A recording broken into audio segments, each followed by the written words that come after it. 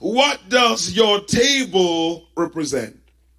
No matter what is at your table represents two things: a place of connection and a place of blessings. Look at your neighbor and say, neighbor, my table represents a place of connection and a place of blessings. Tables are the most important places of human connection. We're often most fully alive to life when sharing a meal around the table. We shouldn't be surprised then to find that throughout the Bible, God has a way of showing up at tables. In fact, it's worth noting that at the center of the spiritual lives of God's people in both the Old and New Testament, we find a table. The table of Passover and the table of communion. New Testament scholar N.T. Wright captured something of this sentiment when he wrote, when Jesus himself wanted to explain to his disciples what his forthcoming death was about, he didn't give them in theory, he gave them a meal. When God wants to break news to his people, he brings them to dinner.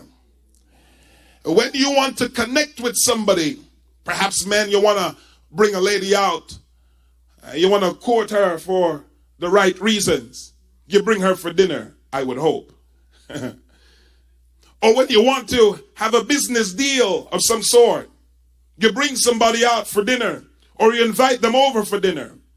When your mother or your father wants to meet that new husband, so to speak, or the future wife, you bring them over, I would hope, for dinner. So it's a place of connection. Somebody say connection.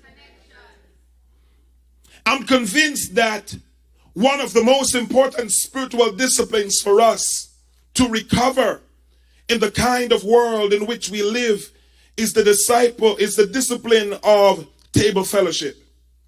In the fast-paced, tech-saturated, attention-deficit, disordered culture in which we find ourselves, Christians need to recover the art of a slow meal around the table with people we care about.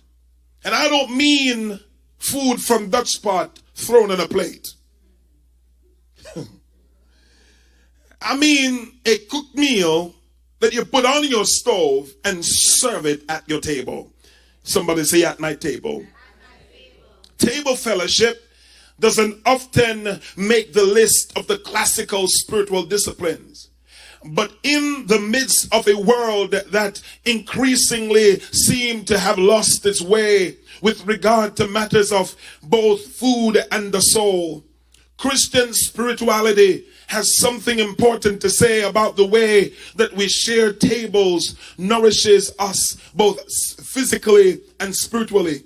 We need a recovery of the spiritual significance of what we eat, where we eat, and whom we eat with. In Matthew's account of the Last Supper, he writes, while they were eating, Jesus took bread, and when he had given thanks, he broke it and gave it to his disciples, saying, take and eat, this is my body. The same pattern of language, blessings, breaking, and giving also shows up in the accounts of Jesus's miraculous feedings. So the table is a place of connection. Somebody say, a table is a place of connection.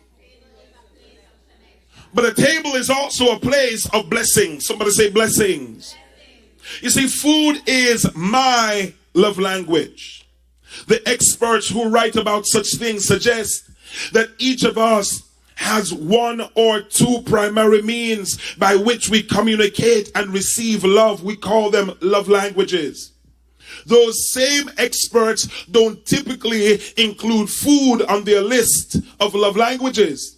But few things bring me more pleasure than working in the kitchen to prepare cakes for people I care about. You see, I don't just bake because I want to make money. I bake when I want to tell somebody that I appreciate them. Doing so is one of the primary ways that I show people that I love them. The table is a place to remember the blessings of God. Somebody say, remember the blessings of God. So when you want to remember what God did for you, and you want to thank God for all that he has done, you call for a meal. That is why we have Thanksgiving dinner.